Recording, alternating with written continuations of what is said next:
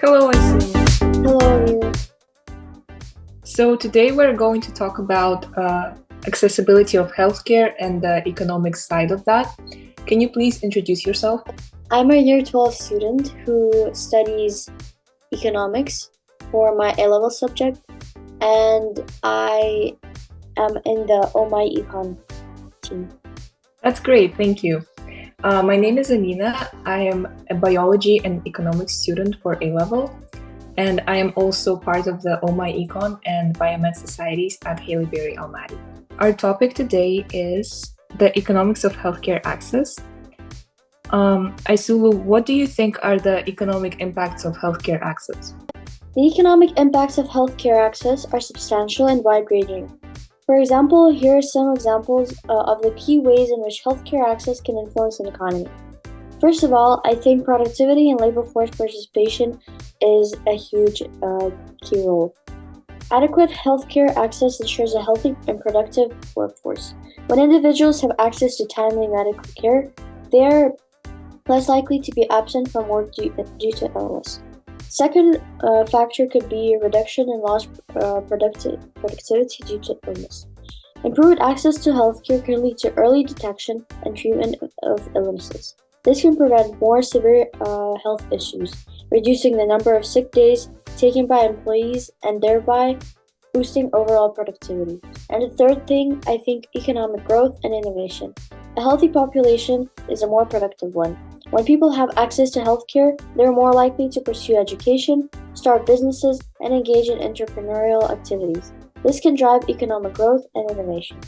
I definitely agree with you, especially with the last century being very saturated with different biomedical investigations and discoveries such as robotic surgery, vaccines, and different drugs that can actually slow down the symptoms of some actually deadly diseases such as HIV. I think all of this definitely increases the labor force and productivity of the labor force. What do you think about insurance? I think that having health insurance significantly affects access to medical care. With insurance, individuals are more likely to seek preventive care, visit doctors when needed, and afford necessary treatments. Without insurance, healthcare costs can be prohibitively expensive. You are definitely right. What do you think about insurance being relatively expensive, especially in countries such as the USA, for example, because on average, the insurance costs are $560 per month, which is for an average American a high cost. What do you think about that? In my opinion, the insurance costs should be lower because not everyone can afford this, and insurance is more of a necessity than a want. And I think people should have all of the population should have the access to get it. I definitely agree. So, how do you think income impacts a person's ability to access medical care? I think income is a substantial factor in this because in mixed economies where there's the private sector and the public sector, it's always the case that the private sector provides better healthcare, and usually the people who are able to pay for the private sector healthcare, they have high incomes. But the people with low incomes, they have to settle with public healthcare, which might not be good in every single situation. And therefore, in my opinion, the government should do its best in order to provide all the necessary technology, tools, educate all of the medical employees. Yes, I totally agree with you, especially with the part that the public sector should be in charge of giving everyone their needs. Amina, how can healthcare policies impact a person's ability to access medical care? I believe healthcare policies are a vital factor because, for example, in some countries, some drugs are prohibited for use, and a lot of the doctors cannot prescribe them to patients, even though these drugs might be effective for the patient and they might cure them. Therefore, I think the country and the government should invest enough money into researching every single drug that they think have the potential in order to cure some diseases, especially diseases such as like coronary heart disease, myocardial infarction, for example, because they can stop people from working and being able to earn money. And therefore, this has a detrimental economic impact on the country.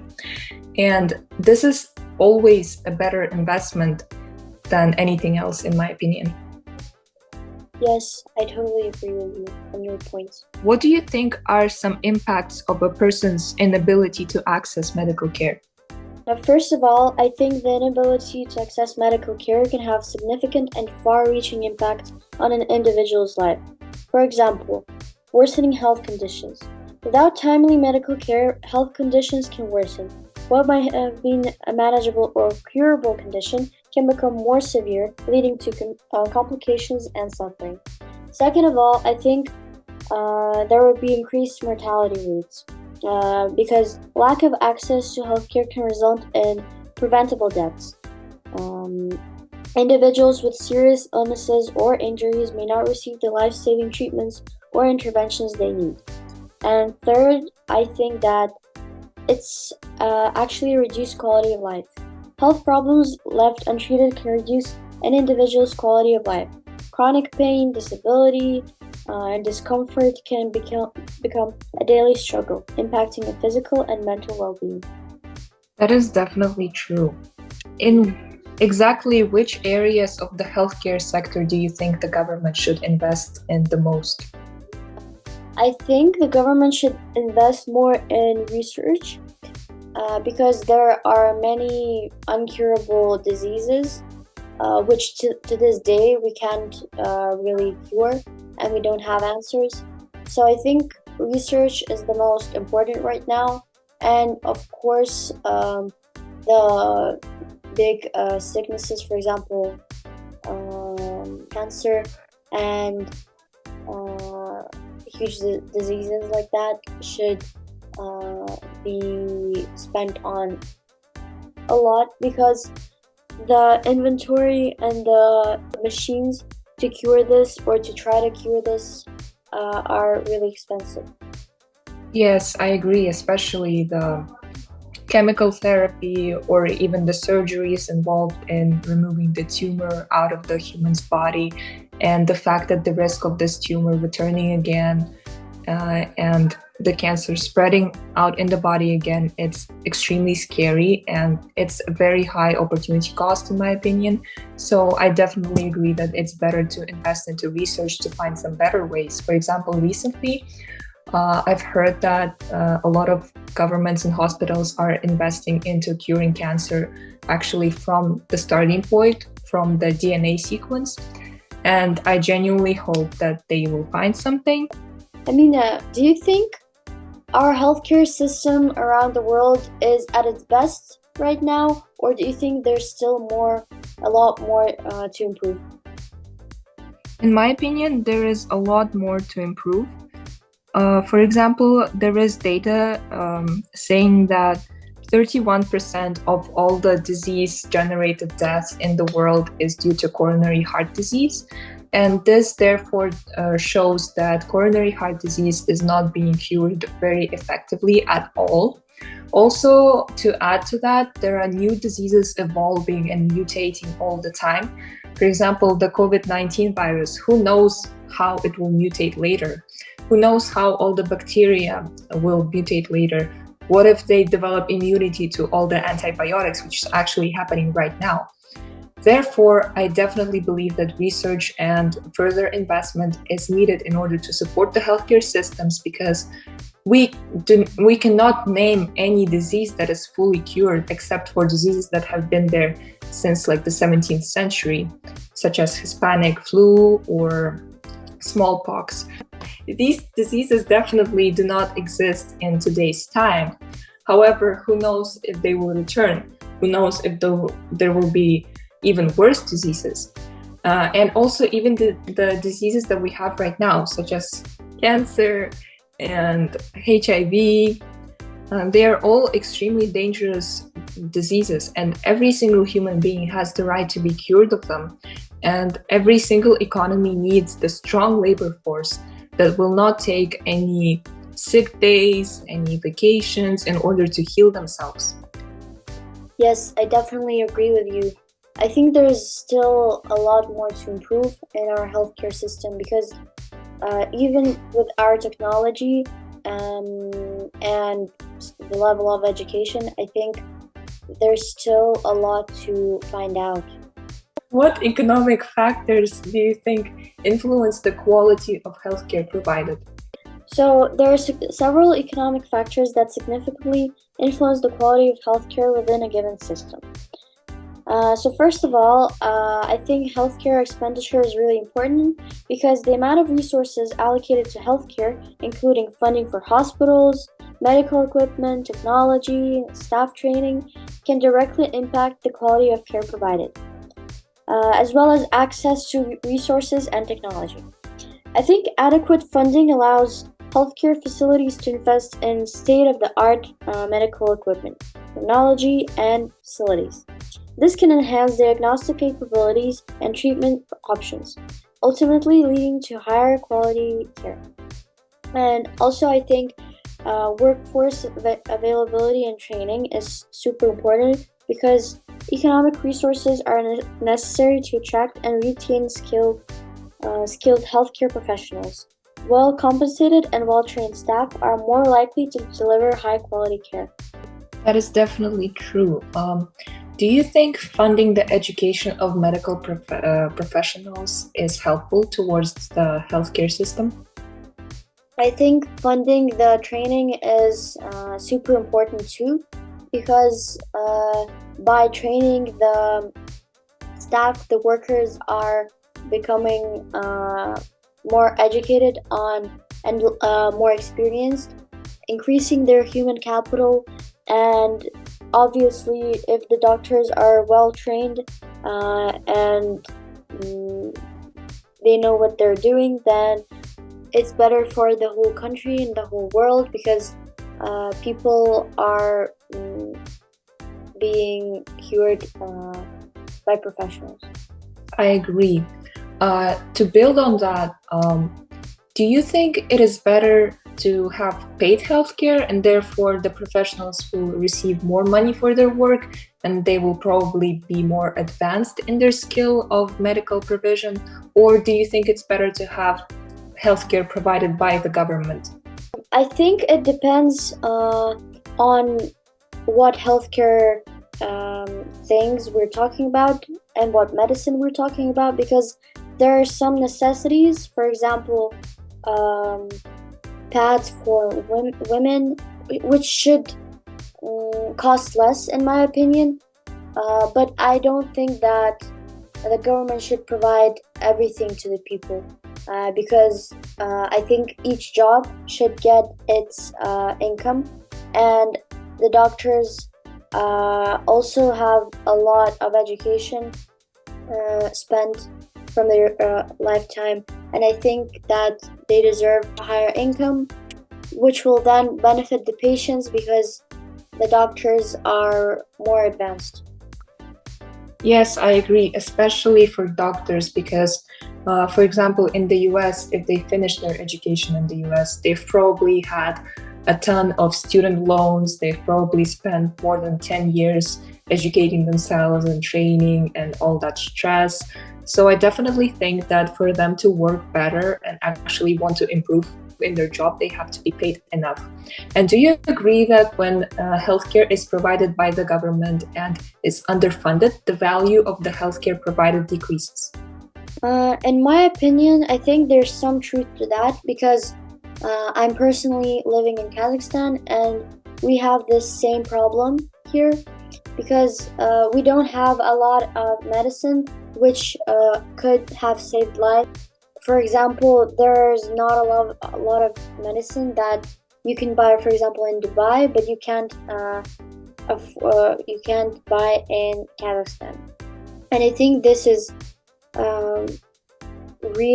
this is a huge disadvantage because people can't get the right medicine let alone afford it.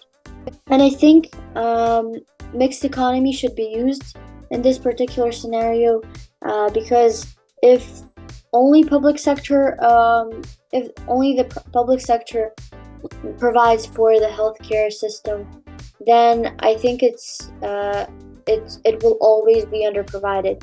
However, if they provide it with the private sector, then they can collectively make innovations and increase the healthcare system in countries. Yes, I agree. But don't you think that there will be a divide between the privately provided medical care and publicly provided medical care? And this will again result in inequality because people with lower income will have to get seen by publicly provided medical professionals, and therefore they will get kind of worse level of healthcare?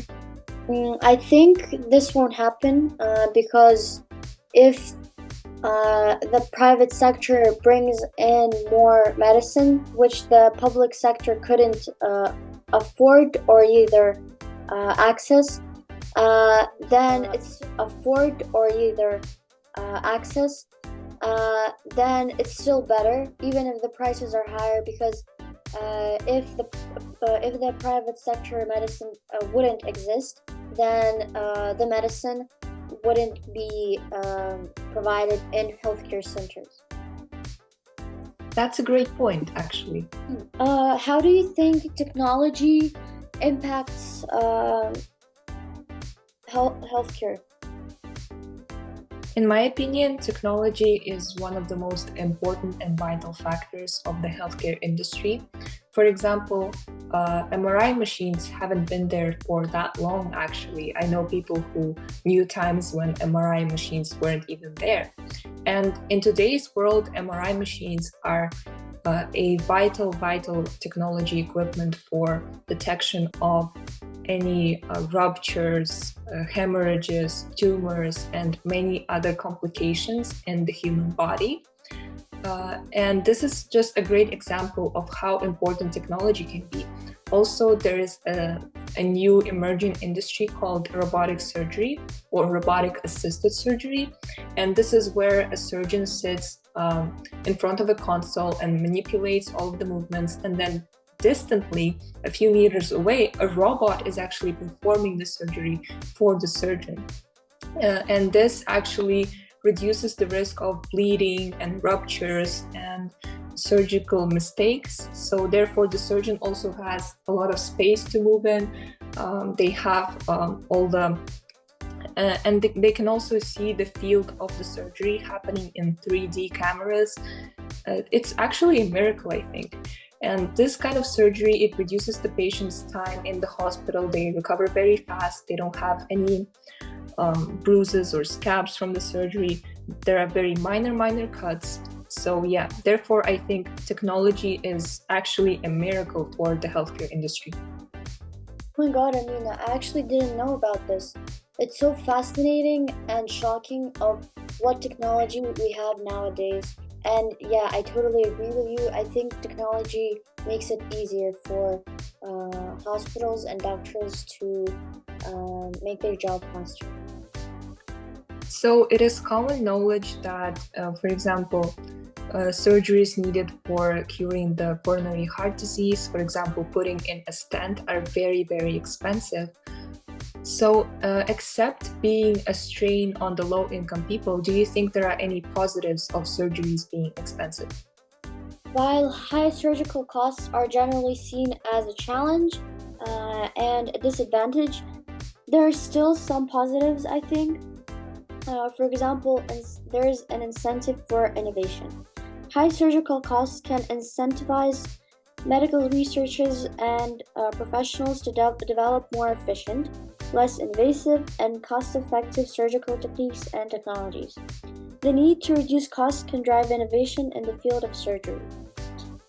Second of all, I think resource allocation is important because high surgical costs may encourage healthcare systems and providers to allocate resources more judiciously.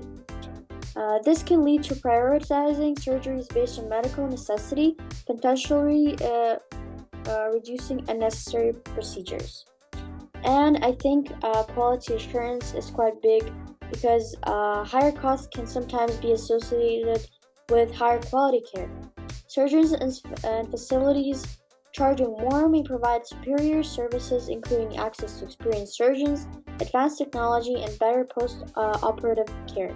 And the last thing I want to tell you is that I think um, revenue generation is quite important here because for healthcare facilities, expensive surgeries can be a source of revenue. This revenue can be reinvested into the healthcare system, potentially improving overall care quality and access, which will then develop the healthcare system. All of those points are certainly valid, especially the last one about the revenue from all the surgical profits. I also think that if the hospitals are private and they pay taxes to the government, this probably gives the government an ability to collect that tax revenue and invest into the public healthcare sector. Do you think globalization is beneficial for the improvements and developments in healthcare? Yes, I think globalization is important for healthcare for several reasons. First of all, I think information sharing and collaboration is always good. Globalization facilitates the exchange of knowledge, best practices, and research findings among healthcare professionals and institutions worldwide. This collaboration can lead to advancements in medical treatments and techniques. Also, I think access to specialized expertise is quite good. Through globalization, healthcare providers can tap into a global network of specialists and experts. This is especially crucial for rare and complex conditions where specialized knowledge is essential. Also, I think access to healthcare services. So, globalization can lead to improved access to healthcare services, particularly in regions where healthcare infrastructure and expertise may be limited. Telemedicine and international medical missions are examples of how globalization can extend healthcare reach. And finally, globalization plays a vital role in the pharmaceutical industry, allowing for the production and distribution of medications and medical supplies on a global scale. This helps ensure a steady supply of essential healthcare products. I agree with that. Also, do you think that if a country or a scientist in a particular country develops a new drug that would cure a huge disease such as, I don't know, cancer or myocardial infarction, do you think they should be able to sell that for money, or should they be just giving it to other countries and other hospitals among them? I think the country should sell their cure but not for astronomical numbers, because it's still their finding and they should get appreciation for this. However, if it's a cure that will save millions of lives, I think through communication and as we mentioned before, through globalization, I think the country should share this innovation with the other countries. I definitely agree. Aisulu, thank you for this wonderful and educational discussion.